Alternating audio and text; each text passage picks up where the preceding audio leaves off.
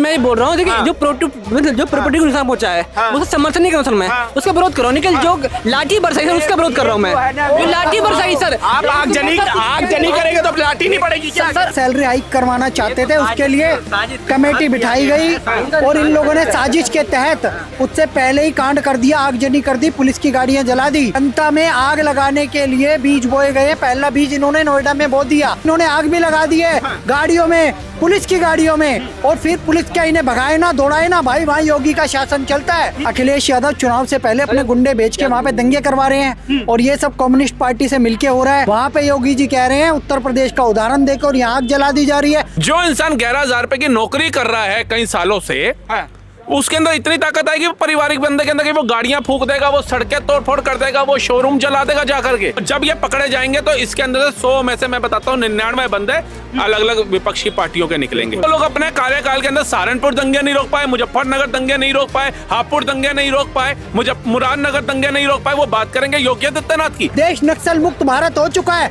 लेकिन शहरी नक्सली अब इस देश में फैक्ट्रियों में आग लगवा रहे हैं। जो लाठी बरसाई सर उसका विरोध कर रहा हूँ मैं, जो लाठी बरसाई सर। आप आगजनी करेंगे तो लाठी नहीं पड़ेगी क्या? कैसी बात कर रहे हैं? उसमें सर सब लोग शामिल नहीं थे उसमें। जो कह रहे कि नोएडा में हुआ, कह रहे हैं पुलिस लाठी नहीं चलाएगी। आप कानून व्यवस्था को थता बता रहे हैं। आप ये भाई साहब यहाँ खड़े हैं, किसने लाठी पड़ी तब उन्हें किया होगा भाई? लाठी पड़नी भी चाहिए, कानून व्यवस्था बिगाड़ो। आप यहाँ पुलिस पूरी बात, पहले पूरी बात सुनो मेरी बात, सुनो मेरी बात, पहली बात सुनो। डिबेट का पहला रूल सुन लो, डिबेट का पहला रूल पहले सामने वाले का सुनो, उसके बाद तुम्हारे पे माइक लेके आऊंगा तब जवाब। सैलरी बढ़वानी है, प्रोटेस्ट करना है, जंतर मंतर उसके लिए स्थान निर्धारित किया गया है।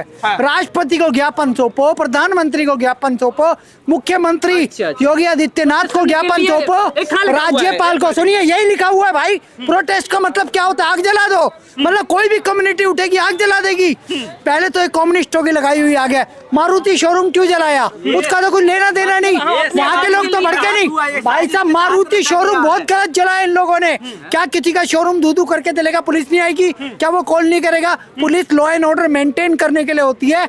योगी आदित्यनाथ जी वहाँ पे अवेलेबल है, उसके अलावा आनंदी बहन पटेल वहाँ की राज्यपाल जी अवेलेबल है। इनको ज्ञापन सौंपो ना। और उनके लिए कल कमेटी बिठाई, 5 लोगों की कमेटी बिठाई थी, उनसे वार्ता चल रही थी, फिर आग क्यों लगाई?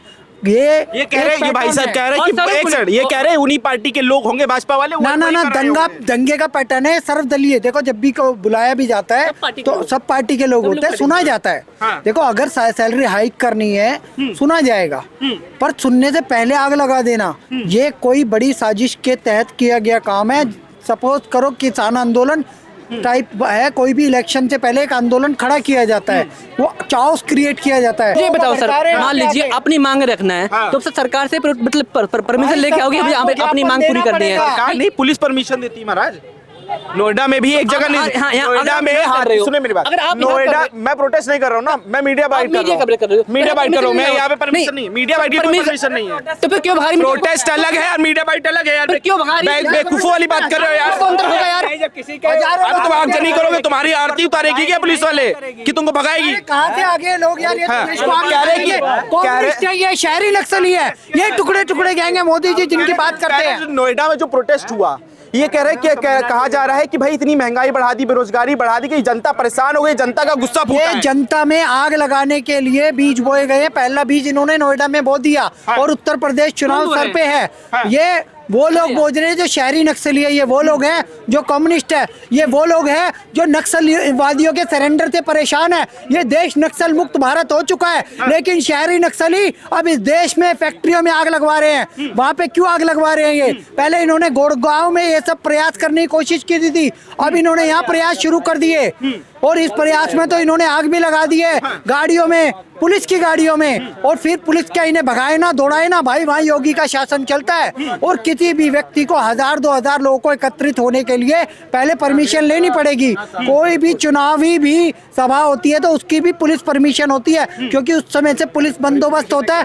उस हिसाब से उन्हें प्रोटेस्ट करना होता है कि भाई वहाँ पे कोई कानून व्यवस्था ना बिगड़ जाए, कोई मर ना जाए, कि आपस में दो लोग भिड़ ना जाए भाई। आप समझ फैक्ट्री के मालिक की हत्या कर दी तो से तो कह रहे हैं कि ये सब ये भाजपा गवर्नमेंट का किया उधर है सारा, कि इतनी इन्होंने महंगाई बढ़ाई इस वजह से ये हुआ। ये नमाजवादी पार्टी वालों को किरा धरा है। मैं कह रहा हूँ अखिलेश यादव चुनाव से पहले अपने गुंडे बेच के वहाँ पे दंगे करवा रहे हैं और ये सब कम्युनिस्ट पार्टी से मिलके हो रहा है। कांग्रेस वालों ने भी इस आग में घी डाली है, आम आदमी पार्टी वाले भी है इसमें। मैं तो खुलेआम कह रहा हूँ 2027 लोक विधानसभा चुनाव उत्तर प्रदेश सर पे है। महंत योगी आदित्यनाथ जी को बदनाम करने के लिए और तीसरी बार वो मुख्यमंत्री ना बन पाए उसकी साजिश के वो मुझे इस प्रोटेस्ट में आ रही है और इन्हीं लोगों ने आग लगाई है योगी जी को रोकने के लिए, योगी जी को बदनाम करने के लिए।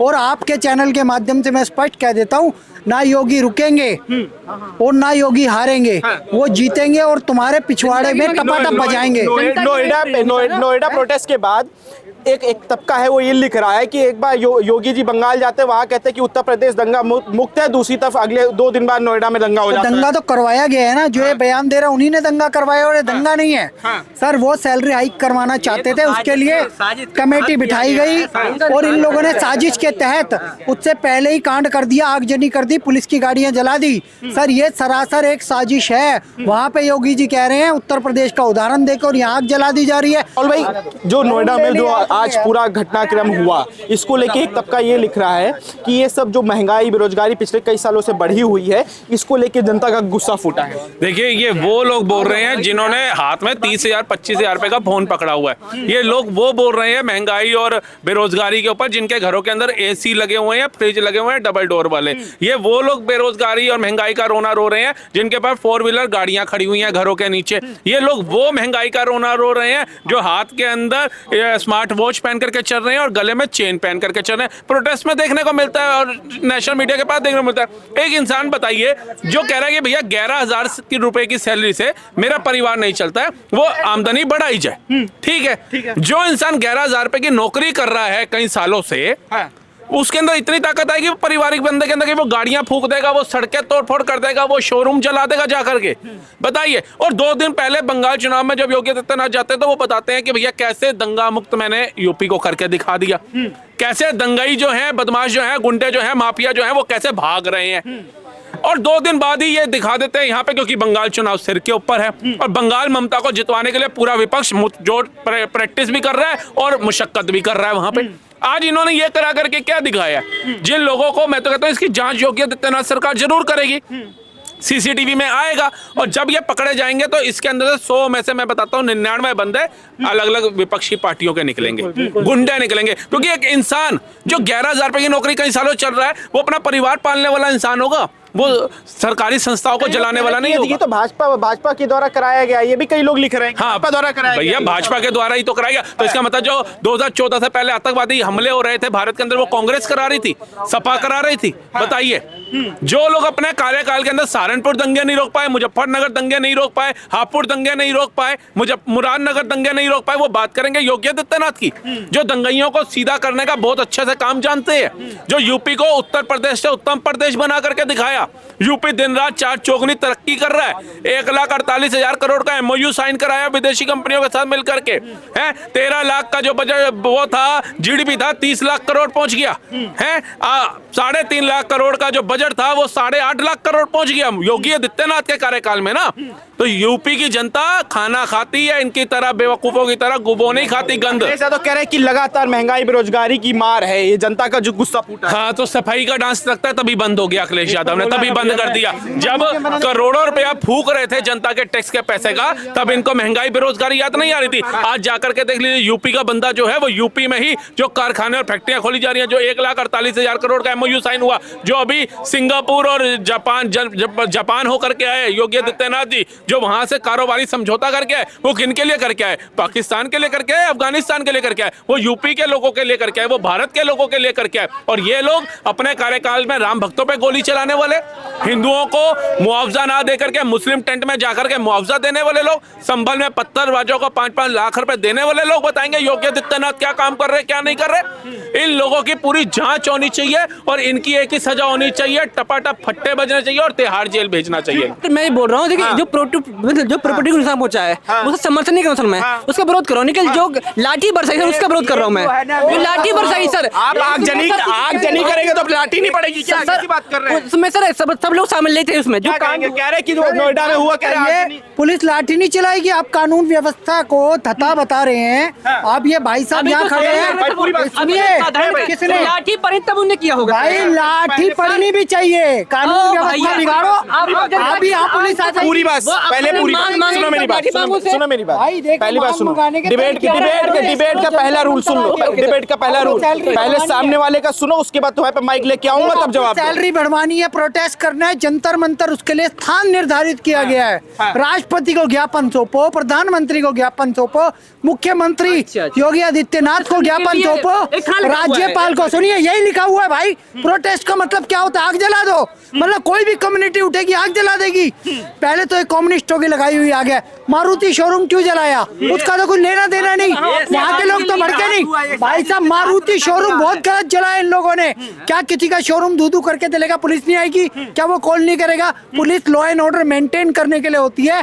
योगी आदित्यनाथ जी वहाँ पे अवेलेबल है। उसके अलावा आनंदी बेन पटेल वहाँ की राज्यपाल जी अवेलेबल है। इनको ज्ञापन सौंपो ना। और उनके लिए कल कमेटी बिठाई, 5 लोगों की कमेटी बिठाई थी, उनसे वार्ता चल रही थी, फिर आग क्यों लगाई? ये कह रहे हैं, ये भाई साहब कह रहे हैं कि एक सेकंड, ये कह रहे हैं उन्हीं पार्टी के लोग होंगे भाजपा वाले। ना दंगे का पैटर्न है सर्वदलीय। देखो, जब भी को बुलाया भी जाता है तो सब पार्टी के लोग होते हैं, सुना जाता है। देखो, अगर सैलरी हाइक करनी है सुना जाएगा, पर सुनने से पहले आग लगा देना ये कोई बड़ी साजिश के तहत किया गया काम है। सपोज करो किसान आंदोलन टाइप है, कोई भी इलेक्शन से पहले एक आंदोलन खड़ा किया जाता है, वो चाओस क्रिएट किया जाता है।